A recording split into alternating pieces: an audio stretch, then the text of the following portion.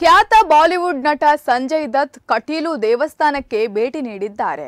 ಬಳಿಕ ದೇವರ ದರ್ಶನ ಪಡೆದು ಮಂಗಳೂರಿನ ದಸರಾ ಕಾರ್ಯಕ್ರಮದಲ್ಲಿ ಭಾಗಿಯಾಗಿದ್ದರು.